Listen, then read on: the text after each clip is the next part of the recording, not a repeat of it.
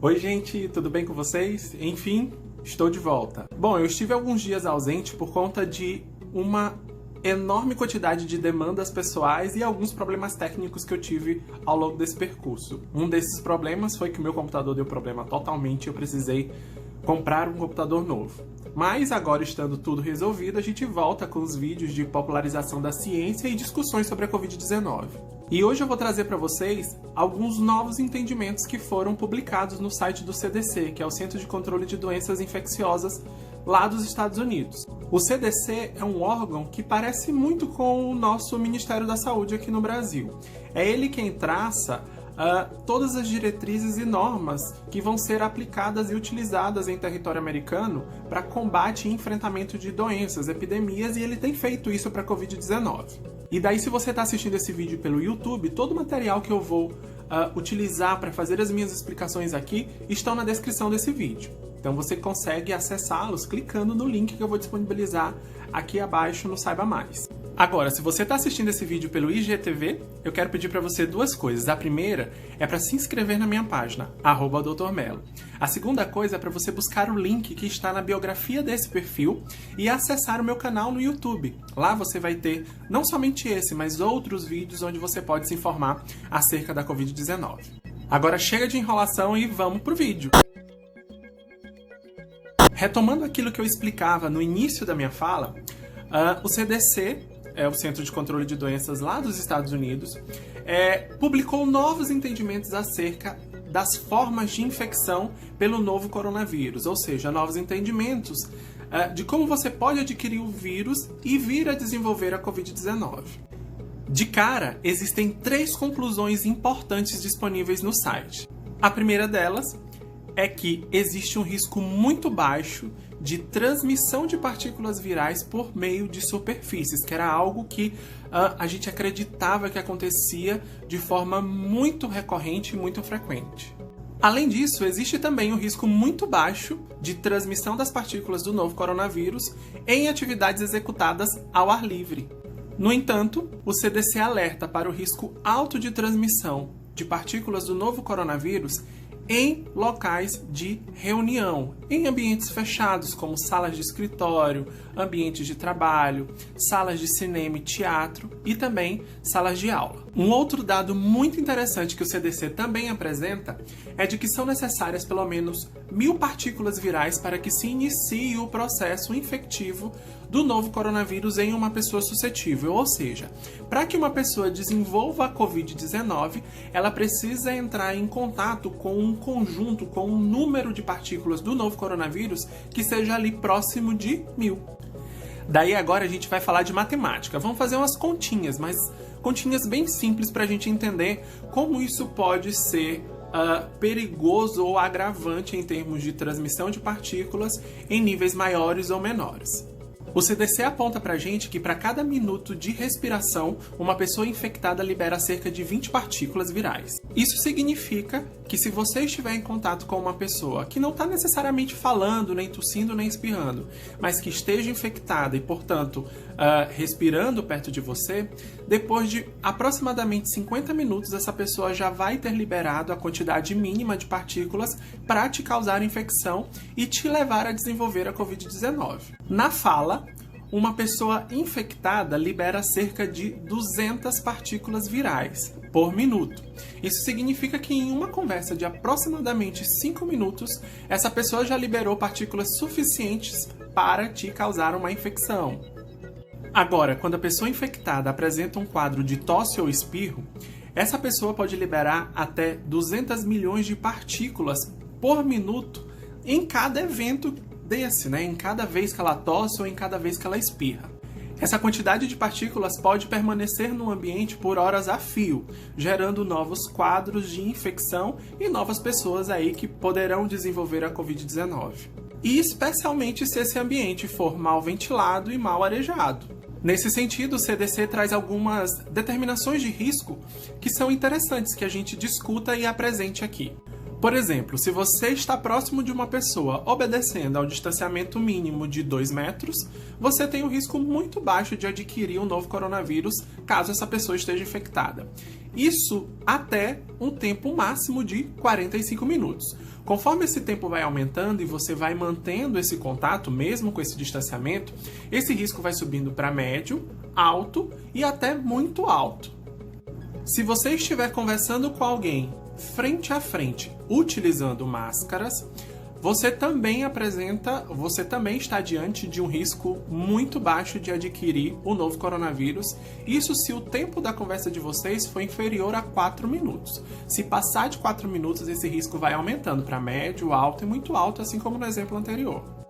Quando alguém passa por você, seja andando, correndo ou andando de bicicleta, existe um risco muito baixo de você adquirir o novo coronavírus nessas situações. Em espaços bem ventilados, onde a gente obedece o distanciamento, também há um risco muito baixo de se adquirir o novo coronavírus nesse tipo de local. Fazer compras apresenta já um risco médio. Esse risco pode ser diminuído para baixo se a gente obedecer algumas diretrizes, como a higienização e o tempo de permanência na loja, no estabelecimento em que você está fazendo aquelas compras. É por isso que você precisa ser muito objetivo naquilo que você vai comprar e realmente sair para fazer compras de produtos e fazer uso de serviços que são essenciais. É farmácia, supermercado, e agora com a abertura de algumas lojas, uma demanda ou outra que você tenha, mas nada de ficar passeando, olhando vitrine, não é momento disso. O CDC aponta que estar confinado a espaços fechados, ou seja, espaços internos, o risco de infecção é muito alto, tá? Então, é por isso que a gente precisa ser muito prático e objetivo em qualquer atividade que nós formos realizar nesses ambientes. A gente deve dispensar uma atenção especial para áreas comuns e banheiros públicos, por exemplo. O CDC aponta que essas áreas apresentam alto risco de contaminação porque são áreas de grande circulação de pessoas. E conforme a gente tem um grande número de pessoas circulando, maiores são as chances de, entre esses indivíduos, nós termos alguns infectados.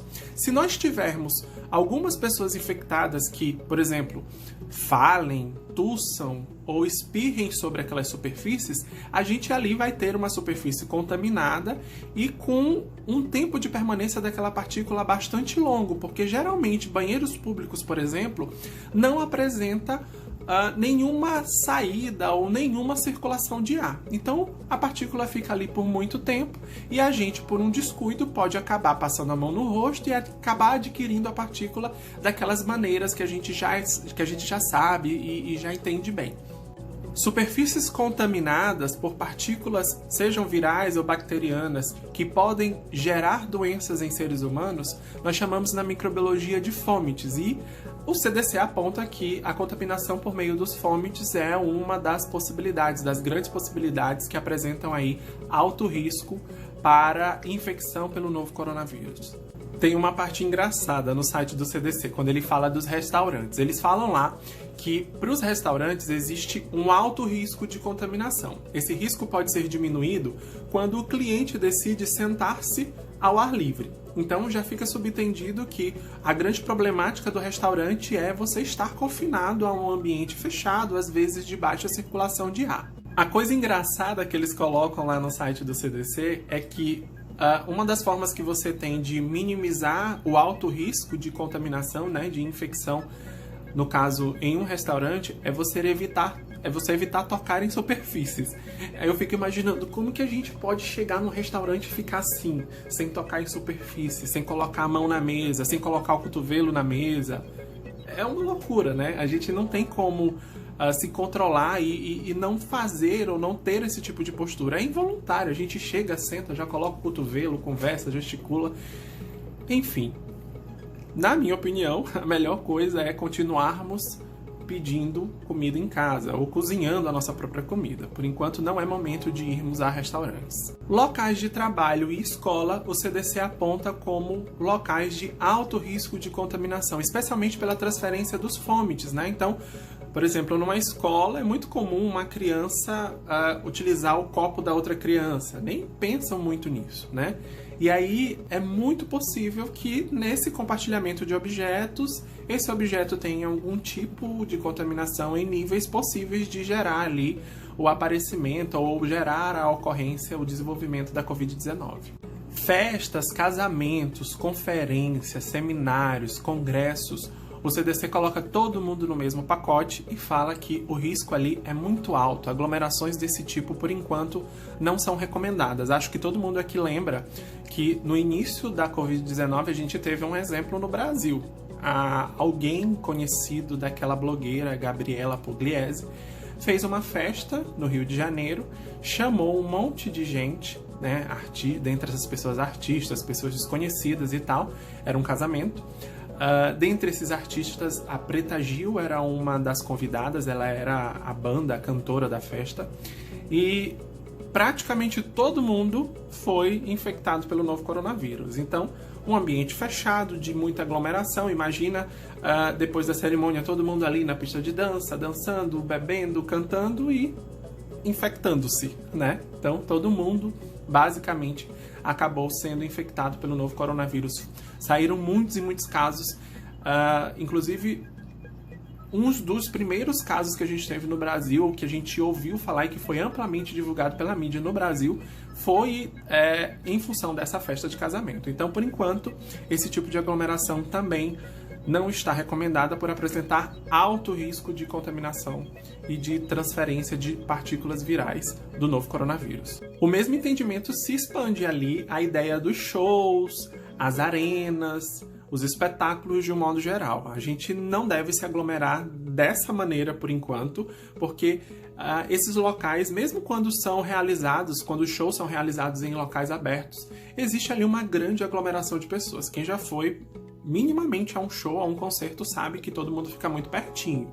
E essa proximidade é muito prejudicial e pode te levar a ser infectado pelo novo coronavírus. No final das contas, se nós pudéssemos resumir toda essa história que está posta lá no site do CDC, a gente pode chegar a algumas conclusões.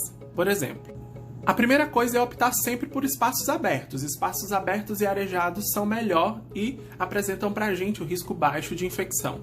Isso traz como consequência a próxima dica: evitar locais de grande aglomeração. Mesmo que esse espaço seja aberto e arejado, se tiver muito aglomerado, fuja, não fique naquele local. Quando não for possível evitar encontros, por exemplo, se você tiver uma reunião de negócio que você precisa encontrar pessoalmente uma outra pessoa, dê preferência a locais abertos. Não vá para um escritório, um local fechado. Você não sabe quais que foram as interações daquela pessoa e não sabe também se as interações que você teve não são prejudiciais e de alguma maneira você adquiriu o vírus e pode transmitir para aquele outro indivíduo que você vai encontrar. Então, opte sempre por fazer reuniões ou encontros em locais abertos, tá? De bastante ar circulando e bastante arejado. E por fim, não se exponha demais em conversas demoradas. Seja objetivo naquilo que você precisa tratar com pessoas que não fazem parte ali da sua casa. Se está fora da sua família, se não é alguém da sua família,